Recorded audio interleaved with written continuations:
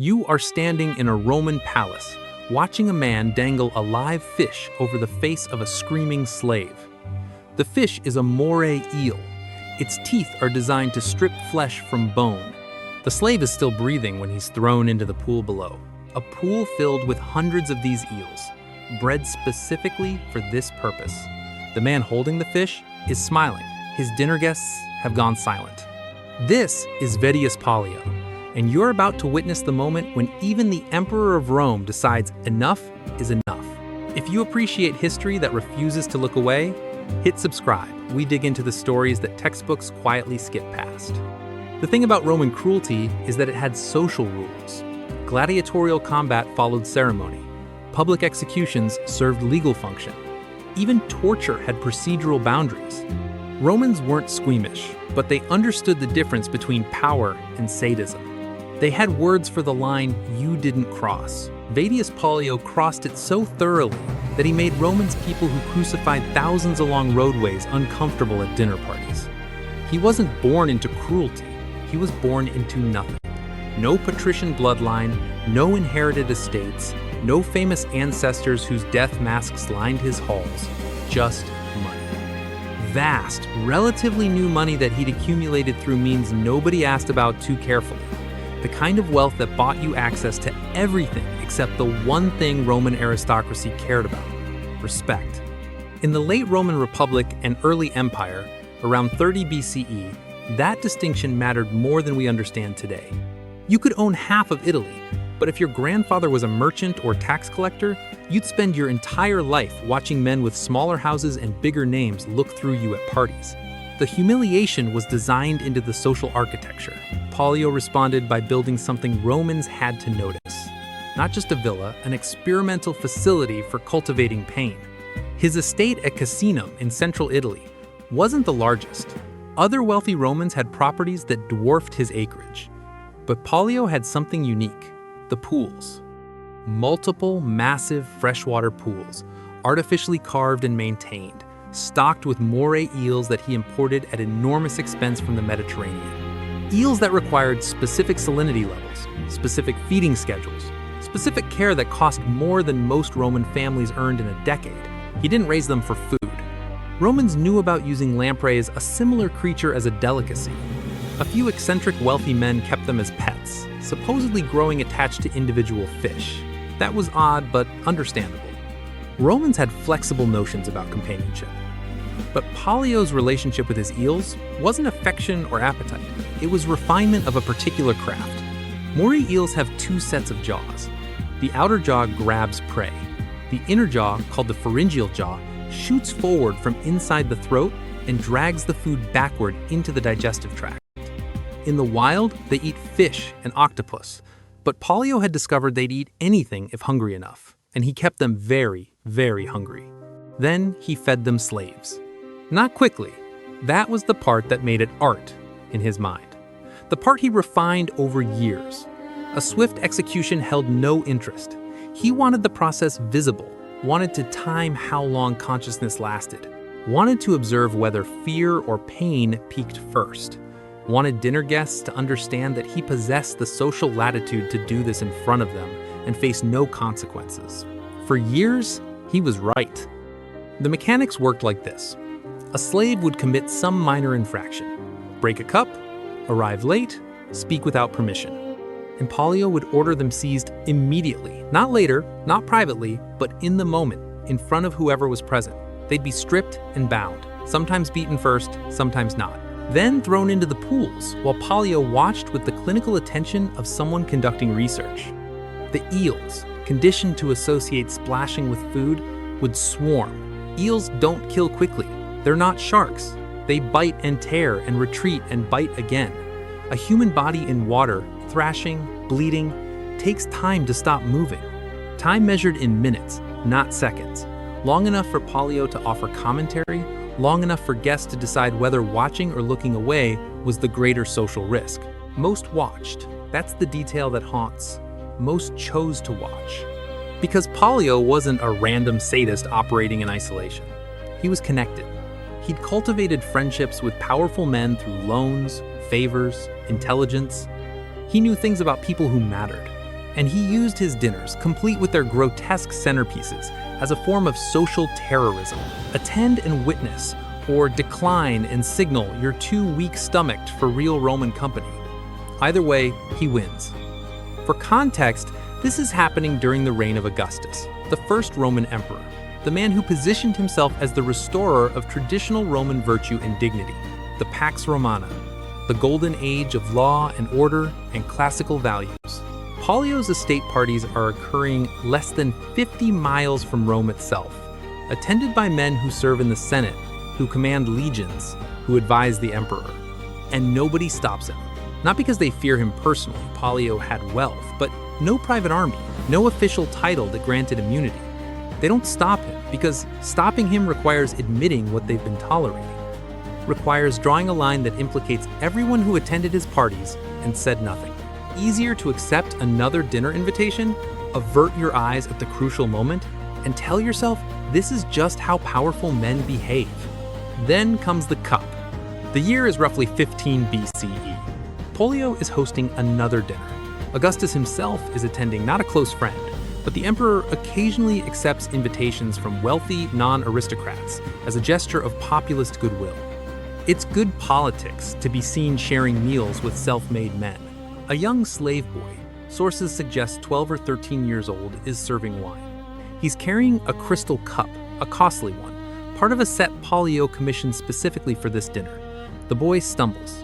The cup falls. It shatters against the marble floor. Crystal was expensive. A match set more so. But this is pocket change for Pollio. The cup isn't the point. The fear is the point.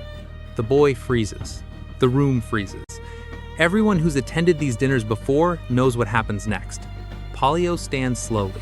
He doesn't shout, doesn't need to. He gestures, and his guards move toward the boy, who begins to scream before they touch him. The boy doesn't beg Pollio for mercy. He begs Augustus. Think about what that means. A child slave who has been taught from birth that resistance means death, that speaking without permission means punishment, breaks every rule he's ever learned and throws himself at the feet of the Emperor of Rome. Sobbing, begging not for forgiveness, he knows Pollio won't forgive him but for a quick death. Anything but the eels. The room goes silent. Augustus is in an impossible position. Technically, this is Pollio's house, Pollio's slave, Pollio's property under Roman law. The emperor has no legal standing to intervene in a private domestic matter. Doing so sets a precedent that undermines the property rights of every Roman citizen, the foundation of Roman law. It's political suicide to overreach, but the boy is still screaming. And Augustus realizes something. Pollio wants him to intervene, wants to force the Emperor of Rome to either endorse this or reveal that his authority stops at the threshold of a wealthy man's cruelty. It's a test, a humiliation gift-wrapped as hospitality. Augustus makes a choice. He stands, speaks calmly, tells Pollio that if the boy must be executed for such a trivial offense, surely the punishment should fit the crime. The boy broke one cup. So Augustus asks politely, without raising his voice, that Pollio bring out the entire matching set of crystal cups. Pollio hesitates. He doesn't understand yet. Augustus clarifies, bring every crystal cup in the house. Every piece from this set, every valuable glass object Pollio owns. Bring them all here, now. The guards, confused but obedient to imperial authority, comply. They carry out trays of crystal goblets, bowls, cups, ornamental pieces worth a fortune collectively. They set them on the table in front of Augustus. Then Augustus begins smashing them, one by one. Deliberately, taking his time, he picks up each piece, examines it briefly, and hurls it to the floor. The sound of shattering crystal fills the room. Nobody speaks. Nobody moves. Pollio's face cycles through confusion, rage, humiliation. Augustus explains as he works. If one cup justifies throwing a child to eels, then surely destroying the entire collection justifies throwing the host in after him. Or perhaps, and here he pauses, making eye contact with Pollio, perhaps breaking objects doesn't actually justify torture and death. Perhaps we should all reconsider what proportional punishment means. The last cup shatters. Augustus tells Pollio to release the boy, not as a request, as an imperative. Pollio obeys. He has no choice. Defying the emperor in front of witnesses means execution, confiscation of property, damnatio memoriae, erasure from history itself. But he's been beaten in his own house, publicly humiliated in front of the same social circle he spent years terrorizing. The power dynamic inverts in seconds. The dinner ends. Guests leave quickly. Nobody mentions what happened, but everyone understands. Pollio is finished. Not legally, Augustus doesn't arrest him, doesn't confiscate his estate, doesn't issue any official censure. That would make Pollio a martyr. Give him a trial where he could argue property rights and legal precedent. Instead, Augustus does something more devastating. He makes Pollio socially radioactive. After that dinner, imperial favor never again extends to Pollio's estate. No further dinner invitations to important guests. No appointments to honorary positions. No loans granted to men who remain friendly with him. The emperor doesn't denounce Pollio. He simply forgets he exists. And in Rome, imperial forgetfulness is a death sentence to ambition. Pollio lives maybe 5 more years. When he dies, around 15 BCE, he makes one final attempt at legacy. His will leaves his entire estate, including the infamous pools, to Augustus himself. A gift from beyond the grave, maybe a peace offering, maybe a final fuck you, forcing the emperor to either accept property stained by atrocity or publicly reject it and explain why. Augustus accepts it, then immediately orders the pools filled with stone and earth, the eels killed, the infrastructure dismantled. The property is sold off piecemeal, the proceeds going to public works. Pollio's name is attached to nothing. Within a generation, most Romans have forgotten him. The historians who remember him, Pliny the Elder, Seneca, Dio, Cassius, preserve the story specifically as a cautionary tale. Not about cruelty itself, which Rome never stopped practicing, but about cruelty so excessive it alienates even those who profit from brutality. About power so desperate for recognition that it performs atrocity as theater. Here's the haunting part. The boy's name is never recorded. None of the slaves' names survive. We know Pollio's name because he was rich enough to enter the historical record. We know Augustus's name because he was emperor. The victims exist in these accounts only as proof of Pollio's excess. They're plot devices in someone else's moral lesson. That's not accidental. That's Roman history working as designed. The powerful get names, motivations, complex inner lives. Everyone else gets mass nouns. Slaves, victims, the condemned. We don't even know how many people Pollio killed this way. Dozens? Hundreds? The sources don't count, but we know about the cup. We know because it disrupted the social order in a way mass murder of slaves did not. A wealthy man torturing his property was business as usual. A wealthy man forcing the emperor to watch was political suicide. The boy was saved because Pollio finally made powerful Romans feel something worse than guilt: embarrassment. That's the real story here. Not that Pollio was cruel. Rome was built on cruelty, sanctified it, legislated it, made it entertainment. The story is that cruelty has always had social boundaries completely unrelated to ethics. You can do horrific things as long as you do them to people nobody important cares about, in places nobody important has to see, in ways that don't make uncomfortable questions unavoidable. Pollio's mistake was making the cruelty unavoidable, making it a test his guests had to pass, making it so visible that ignoring it became harder than condemning it. And even then, even after the cup incident, after Augustus's public rejection, Pollio doesn't face legal consequences. He's not tried, not exiled, not executed. He just becomes irrelevant. The system doesn't punish him. It simply stops rewarding him. Think about what that means. In a society with death penalties for treason, for adultery, for religious violations, for dozens of crimes, both real and invented, there's no law against what Pollio did. No statute he violated. The slaves were his property. The cruelty was his right. The only thing wrong was doing it where important people had to acknowledge it. The archaeological evidence backs this up in grim ways. We've found slave quarters from this period, tiny windowless rooms stacked in the basements of wealthy estates.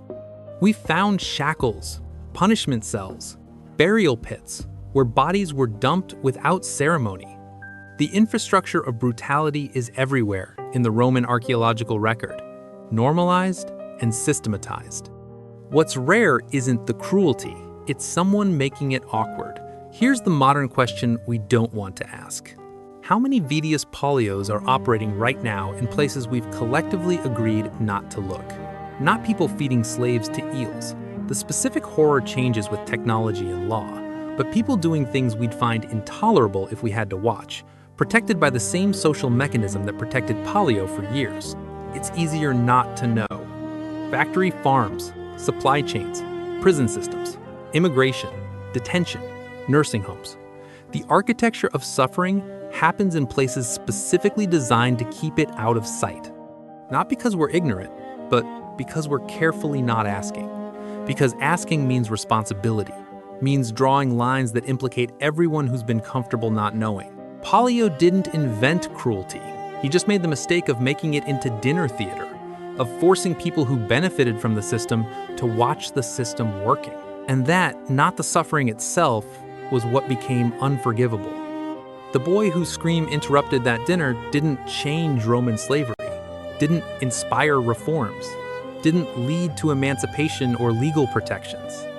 He just got lucky once, because a man more powerful than his owner happened to be embarrassed at the right moment.